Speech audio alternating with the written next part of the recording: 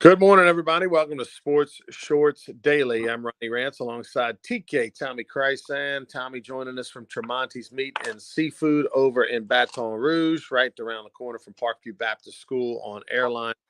And I am in an undisclosed location presented by the Louisiana Sports Hall of Fame. Check out the Louisiana Sports Hall of Fame at lasportshall.com. Get your tickets and make your plans now. June 20th through 22nd is the Hall of Fame induction this summer.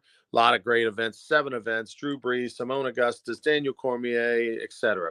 And we're presented by LeBerge Casino, of course, over at LeBerge at the Sportsbook, the place to watch all your hoops action as we get into March Madness, which is really going to starting now.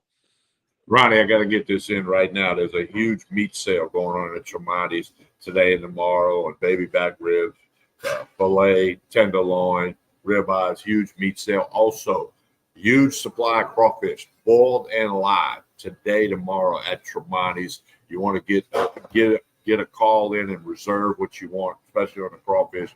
Huge meat sale today and tomorrow, Monday, Friday and Saturday.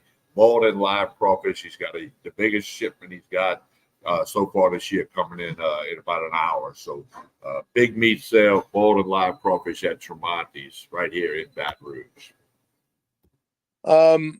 So let's talk about what's going on today. We're going to talk a little bit about the Mel Kiper mock draft. We're going to talk about LSU men's and women's hoops. The women's lock up to second spot in the SEC, right behind South Carolina, who's arguably the best team in the country. We're going to talk LSU men's hoops. They got a chance to be 500 after the weekend, which is unbelievable. LSU baseball, big series, kind of the first real test. They've got 3 challenging games this weekend. They take on the University of Texas tonight at Minute Maid Ballpark in Houston, where the Astros play. They play tomorrow night at 7 o'clock, Friday and Saturday, 7 o'clock. Estimate, right? It's the third game of a 3-game series. A lot of times these games don't run on time. 7 might turn into 8, but they play the Raging Cajuns on Saturday, and then they play Texas State, who had a really good team a year ago, on Sunday. And, of course, there'll be a ton of LSU fans in the building, defending national champs. Houston, the second biggest alumni market outside the state of Louisiana, arguably the biggest. So there'll be a ton of LSU fans there. It's going to be a lot of fun. I'll be in attendance, looking forward to all 3 of those games, and I'll tell you all about it after the weekend. And some NFL news and notes, basically to tell you that the New Orleans Saints are the masters of shuffling the deck. They're clearing up space left and right. They've had at least 5 players restructure their deal to free up some salary cap room so that they can get out of salary cap jail. But first order of business to get to is LSU baseball. A couple of things this week since we were on Wednesday morning. LSU beat Rice 16-4 on Wednesday night, blew them out.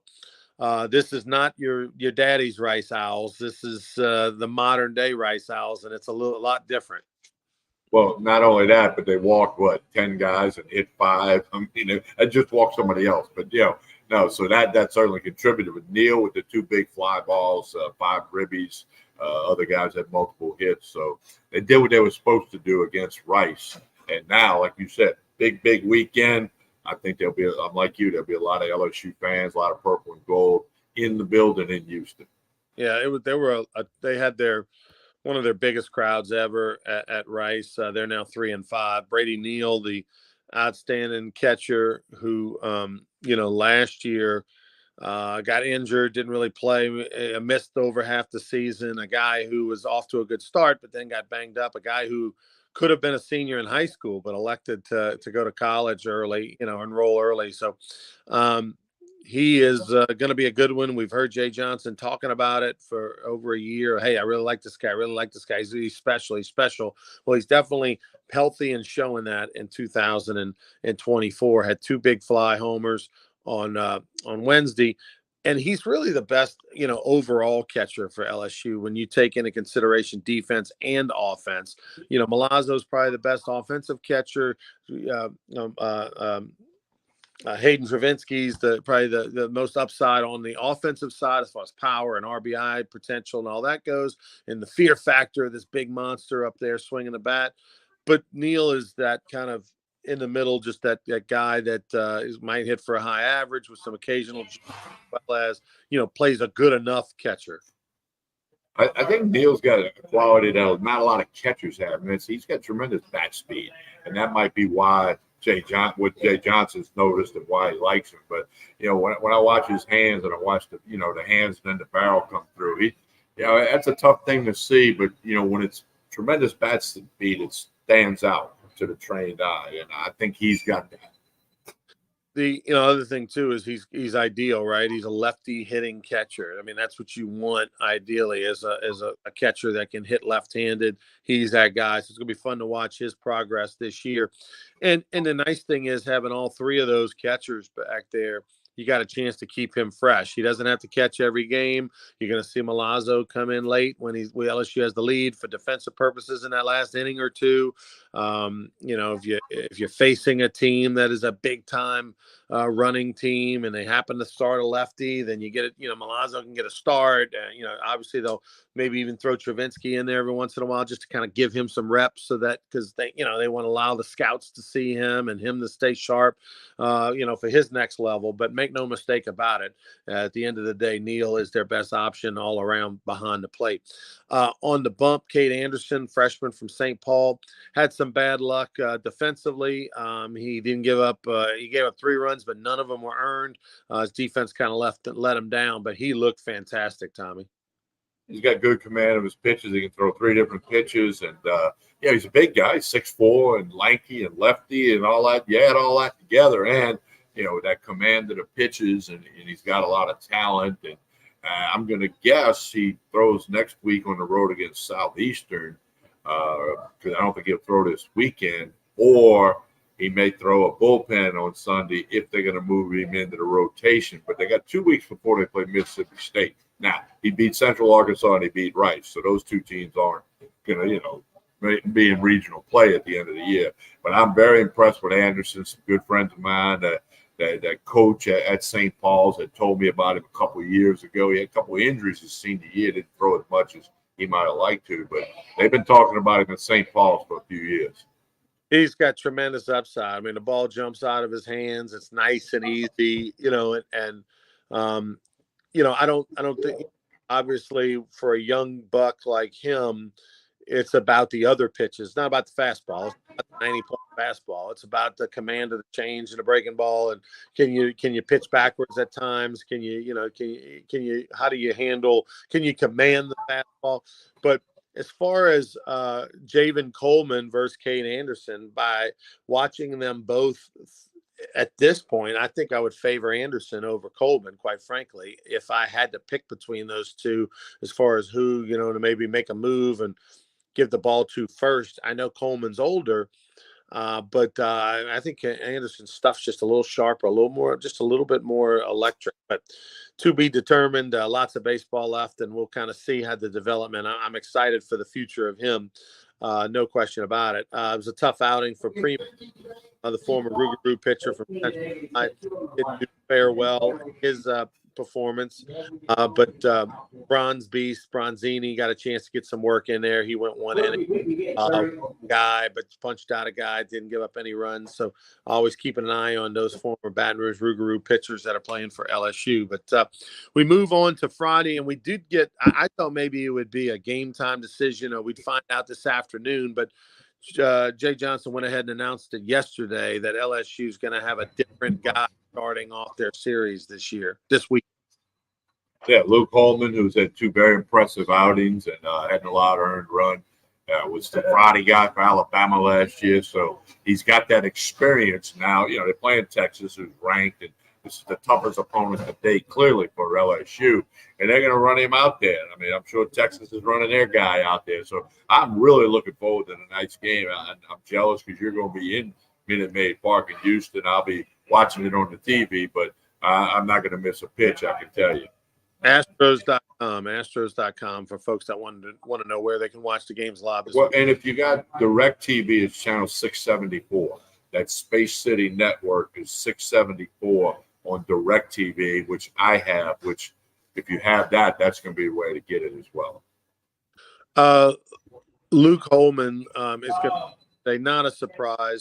Like I said, surprise is that they announced the day before I thought they would. But Luke Holman, who's, just the model of consistency through his first two starts at LSU this year. Obviously, he's got the experience. He's got, at Alabama. I'm excited that they made that move. It was obvious. It was inevitable. It was going to happen. And let's see how he does in this big, big environment. I'm predicting at least 15,000 at this game tonight. The roof will be closed. It's going to be, they got the Houston Rodeo going on. This is the barbecue cook-off this weekend, the Houston Rodeo barbecue cook-off, which I plan on making an appearance to, Tommy. So I'll make you jealous on that one as well. I'm going to pop by there either Saturday during the day or Sunday at some point. Going to stop by the Houston Rodeo Cook-Off, which I've done once before. It's pretty unbelievable. I mean, imagine just thousands and thousands of people and mega tents and parties going on and some of the best barbecue you can think of. So unfortunately, the Monjuro is not going to allow me to go in there and just crush it. But I'm looking forward to small bites, Tommy, small bites. That's good. I'm jealous of that too. You're making me jealous this weekend. But I played golf yesterday and you didn't. So you see, I got you back a little bit on that. We did find out yesterday too some news about LSU's schedule next season. Yeah, Jay Johnson said, I guess they know the home and away opponents, not necessarily the dates yet, but they are going to be playing Texas and Oklahoma on the road next year, and those will be conference games. So, and obviously that means a familiar name or two may drop off, obviously, but it's still only going to be 10 weekend series, even though Texas and Oklahoma are being added to the SEC in all sports. But baseball is going to continue with 10 3-game series, and not going to change that as of this point. Yeah, I'm excited about that just because of the standpoint of I like, Austin, Texas is a fun town to go to. So I look forward to LSU traveling to Austin next year for a 3-game series. No doubt that'll be the biggest series on their schedule. Tremendous crowds, all that kind of thing. And I've never been to Norman, Oklahoma. I've never experienced that. I know it's a much smaller stadium. It's a much different atmosphere. It's more like going to Missouri, probably a little bit bigger than like an LSU plays in Columbia, but still. Just something different and experience there. So the new opponents, LSU will be on the road for those. Outside of take my LSU glasses off, I'm excited about the LSU Texas A&M. I mean the Texas A&M rivalry being back. That's just one of those special rivalries. It's Auburn, Alabama. It's Ohio State, Michigan. It's Oklahoma, Nebraska. Back in the day, it's just a special rivalry in all sports. It's right there. The hatred for both fan bases of each other is real, and so that's going to be fun for the SEC to be a part of that. That'll be fun next year as well. But LSU at Austin, that'll be in taking on Texas and Austin. I'll be at that one for sure. Sounds good. Yeah, no, that rivalry stuff. That's what the passion of sports. That's what college sports built its popularity on is rivalries, and then you played somebody else. But yeah, that's going to be a big thing over there in Texas, just like Auburn, Alabama is a big thing. Oklahoma, Nebraska, Oklahoma State's up there. Army, Navy. We can go down the list. I mean, Michigan, Ohio State. There's some really cool stuff that happens, and it's going to be fun to have that a part of the SEC. So we're going to pay more attention to it simply because it's in the footprint. And we talk about the SEC a whole bunch on Sports Shorts Daily and Sports Shorts Radio, which again that's tomorrow, 10 to 12. You'll be joining us on the phone from Houston, but Hunter McCann and I will handle that tomorrow. That won't be any problem. It'll be 10 to noon on 104.5 ESPN Baton Rouge. Yeah, and you'll be at the Calandros at the government. Yeah, I checked with Hunter this morning. We'll be at government. If you want to stop by, do that. No Joel Davis tomorrow, as Joel is in Indonesia for 2 weeks. They don't have phones there. Yeah, they're like on the other side of the world and different timelines and all that kind of stuff. So Joel, it's his first trip to Indonesia, which is where the factory is that makes his handmade furniture that he sells at Wooden Haven Furniture Company. They have over like 50 employees in this village in Indonesia. He has not been to Indonesia since COVID. since the beginning of, before COVID. So we're talking about almost 4 years since he's been to Indonesia. So they are going to throw the rose petals when he comes into the village. It's going to be here, the whole 9 yards, but he's going to be there for a couple weeks. So we'll probably miss him this week and maybe even next week. Right. But JD, I look forward to his stories when he does return. He's built a new warehouse since he's been, so it's going to be his first chance to see his new warehouse live and in person since COVID. That's crazy. Well, the people are going to miss him on the radio because they love his segment because it's kind of wild and crazy, and it's kind of Joel Davis at his best. Some other news and notes to get to: LSU men's basketball. They're going to be favored against Vanderbilt tomorrow on the road in Nashville. Vandy's terrible. LSU should go to 8-8 on the season with 2 SEC games left to be played. If that happens, Tommy, give it. I don't care what happens the rest of the way. If LSU winning 8, if they finish 9-8 in the SEC, you got to give McMahon SEC Coach of the Year. I really believe that. Usually, you don't get coaches that win the league, but he deserves it. I agree with you 100%. I don't think it'll happen, but no, I mean he should get that, and he is really, when you go back to December, late November, and we were doing the just bet whoever's playing LSU streak, and it went well for everyone for 12, 10, 11, 12 games. And then it flipped around New Year's Eve when the calendar flipped. And you got to give Matt McMahon credit. Because like I said the other day, I mean, if they were, if they were 2-12 in the SEC, we'd be bashing him and saying he can't get it done.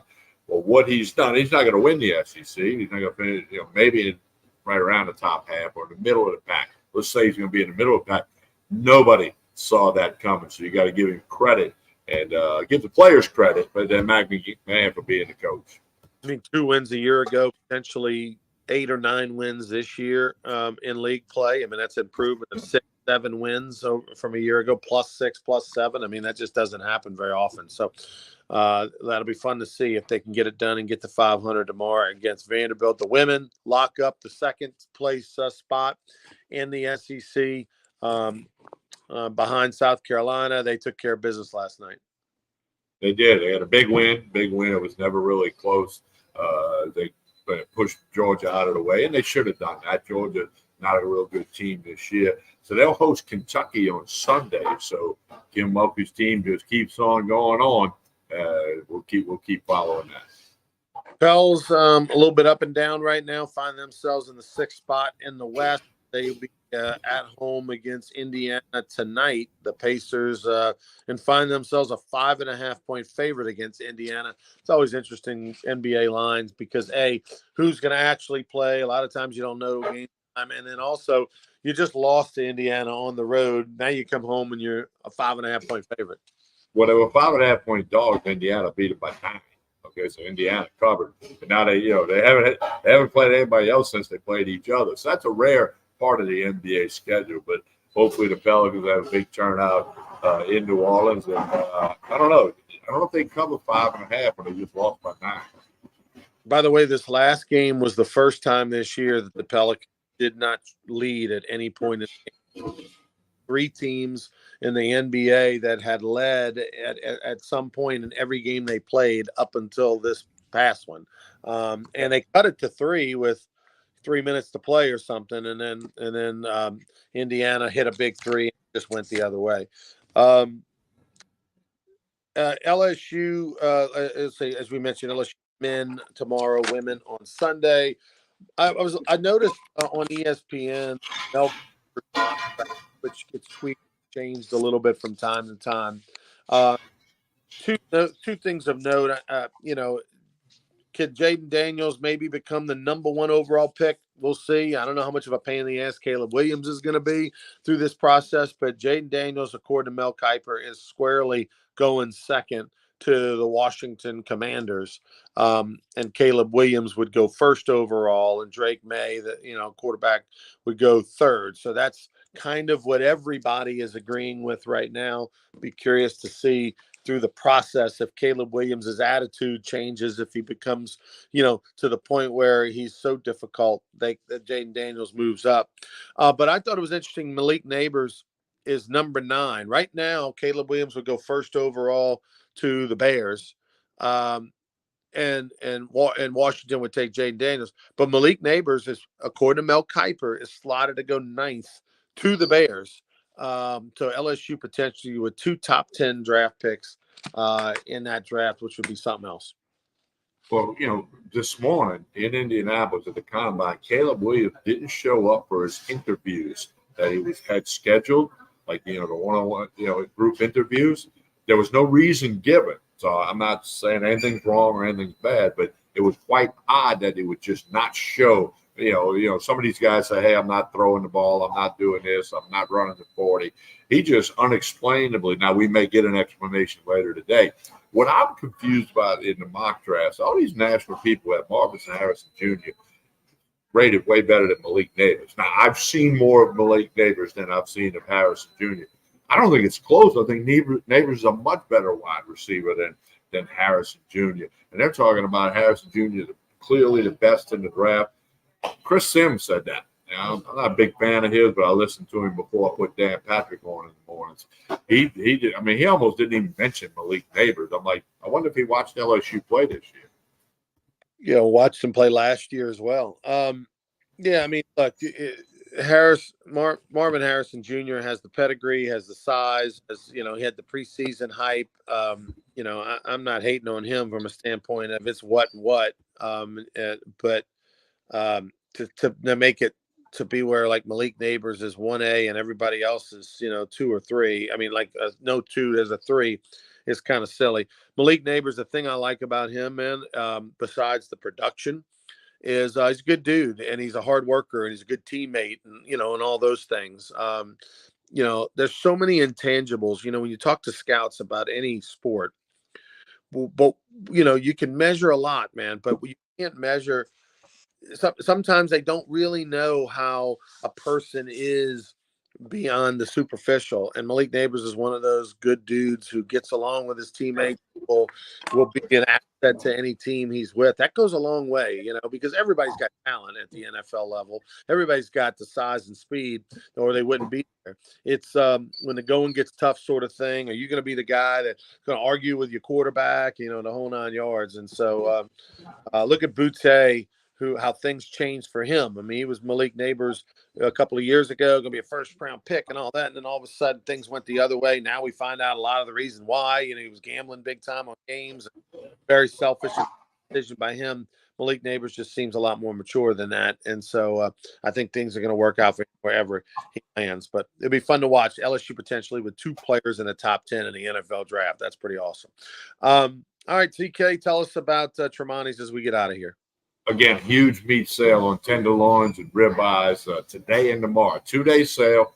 Get on over here and stock up. Prices like basically cut in half. Okay, and then he's got the biggest order of boiled and live crawfish. He's got the biggest order of crawfish coming in. He's got plenty to boil. He sell them live by the sack weight. Nobody was boiling them at home a couple of weeks ago. They were too expensive.